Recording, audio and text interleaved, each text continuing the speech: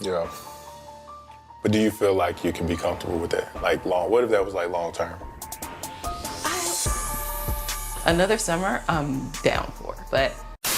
Hey guys, and welcome back to Little Pepper. You know what time it is. Talking to you guys about Put a Ring on It, dealing with Michael and Shay. Shay saying she don't want to be a mother before her time. She's not too sure about motherhood with Michael, but she still wants a ring though.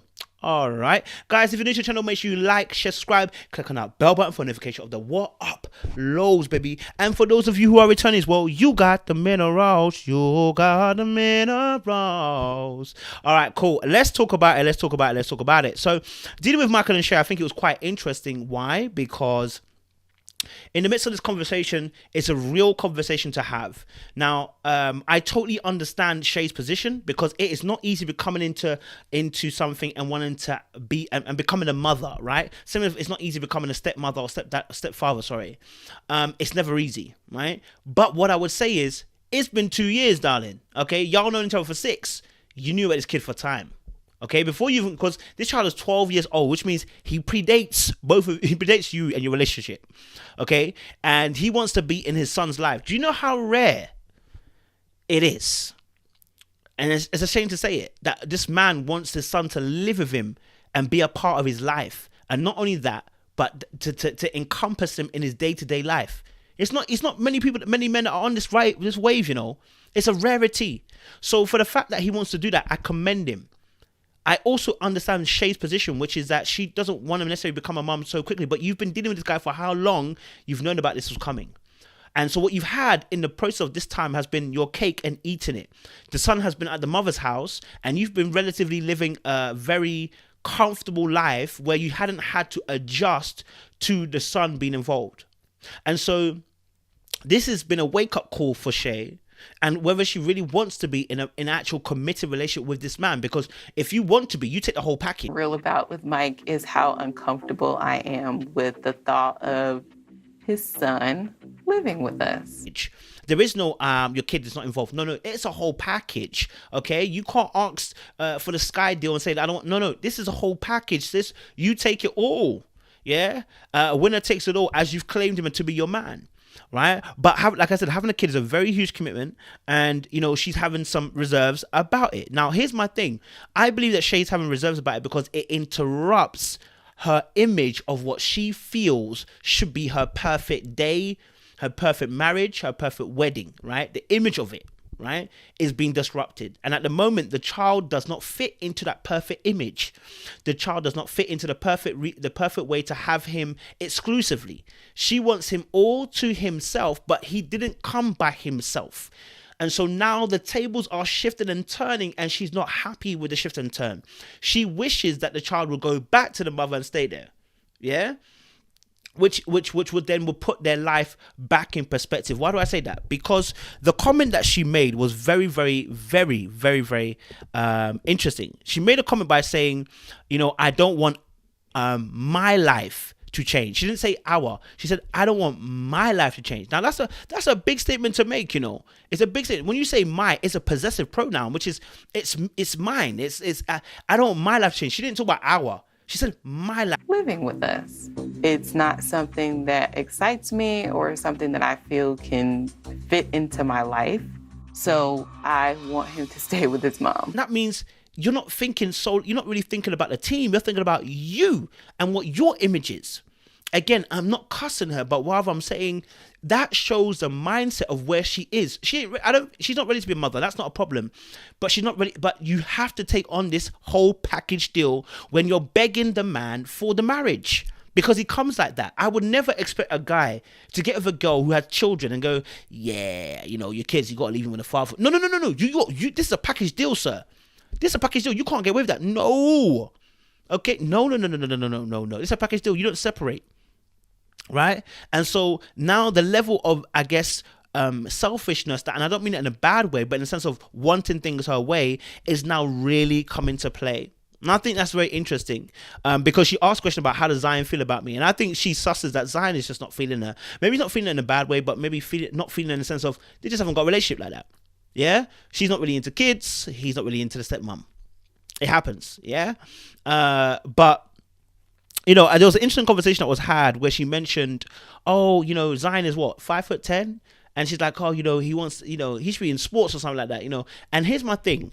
Let's not repeat the forefathers' mistake, which is that we push our children into things we think we should be pushing them into. No. Ask him. He's 12. Ask him what he likes to do.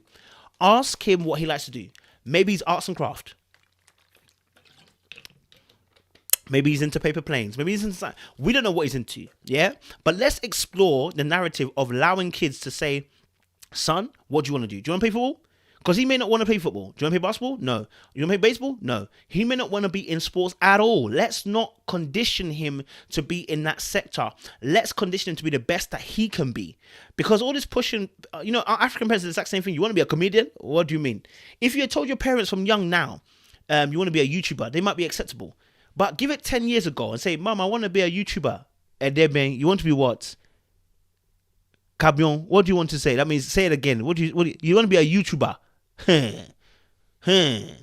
Even footballer, they'll be like, you want to be a footballer? Hey. And if you had your knee, like, do you know what I mean? Like football and basketball, he keeps on talking about like he doesn't want to. Well, he don't have a choice. I know, that's what I'm saying. You have to do something. That's what keeps kids out of trouble. So we have to get out of this idea that our children must be limited and boxed in to traditional roles. No, we got to start thinking outside the box. Listen, your children are very creative and they are ready to be a sponge to learn things. Allow them to learn. Give them material and information and knowledge to put them in a place where they can start to take their own control of their life. And when I say control, it doesn't mean they're gonna control their whole entire life. It just means they have a different idea to what we do. Maybe he likes chess. Support him in that. Just because of his height and his size, it does not mean he has to be sports. Let's not make that mistake, because the world will do that for us already. They'll tell you, well, you're so big. You're so fast. You should be, nah, sir. Listen, I just like this. This is what I like to do. This is what I'm in love to do. Maybe this is my calling. Come on, man. You know what I'm saying? And so for me, I see that Michael and Shay, I saw even at the end as well, they're talking to Dr. Nicole. It's really interesting. Talking to Dr. Nicole, and Shay started the whole little thing, right? I call it the tet-la-tat. You guys already know, yeah? The tet-la-tat. And the tet-la-tat just means basically, where you decide to try and get the person to respond tit for tat, yeah? And so when she starts, she says, oh, hair. Love when people have their haircut on the first date. Like, that's one of my biggest things. And the conversation flowed really easily. Okay. When did you move? Cut. The new guy had a haircut, and I'm not sure because I can't say 100% because it looks like either she turns to him first or he's already looking at her and then she turns. I'm not 100% sure, but let's say she turned to look at him. That's an indirect, underhanded cut message to you that, bro, get your hair cut. You understand? And that can be very, very, that can sometimes come off as a plating. But if you've got a reputation for saying things in a very harsh way or saying it in a very rude manner or not considering someone's feelings when you say it, which we have seen from Shay, okay, then that gets taken the wrong way. Because he didn't look like he was smiling. Like, he looked at her like he wasn't smiling, right? And then what he did after... what he did after was retaliate. So what did he hit her back with? Oh, the girl was gorgeous. She was pretty. Hey, I'm Whitney. I'm your date. And she caught me off guard. I'm like, wow, she was gorgeous. She was. We went to a lounge. And even Hollywood bowled over at this point. Hollywood is like, listen, Hollywood started, Hollywood normally smirks or laughs with Ashley, but even he bowled over because he knows what old boy was saying in the background. When the three boys were talking, he knows exactly what Michael was saying. Michael said the girl was blenny. The girl was fine. The girl was a 8, close to a 9 out of 10, bro. Fire, like off the chain. Yeah. 1 to 10, give it to me. She at least 8.5 now. What she had, she was tall, she was beautiful, she put herself together. So as far as Hollywood's concerned, bruv, this girl is boom. Do you get me? This girl's fire. Yeah, so he's laughing differently to everybody else. You understand? Because he knows. And so, when Michael obviously admitted checking the girl's ass out. You can see that Shay was not impressed. You see, when he this was obviously a latte. Yeah, he wanted to get her back, right? He wanted to make her sweat a little bit, you know. I'm not agreeing with the behavior. I understand why, but I don't agree with the behavior. But I've seen that obviously they both do the exact same thing. She would, you know, trying to jab him, and he would jab her back a little bit as well. And not only that, then they took the girl's number as well. And I said, nah, brother. When he took the number, I said, no, It was talking. sir. I got swept up somehow, and we exchanged numbers. Oh, wow. Inappropriate. Whitney and I, You're breaking protocol right now, sir. Why are you taking a number for? I said, oh, no. Big man on campus, bro. You just took her number. That's not necessary. You know, bro, you're going to open a can of worms. And this is what I'm saying about this show. I'm not blaming it. I'm saying this is the risk you run. Because temptation is real. You can't run away from the temptation. It's going to be there. And you know, when he said that, even Ashley was kind of laughing when he said, obviously, he admitted checking to the girl's booty. She was laughing. But as soon, as he admitted they exchanged numbers, her face was totally different.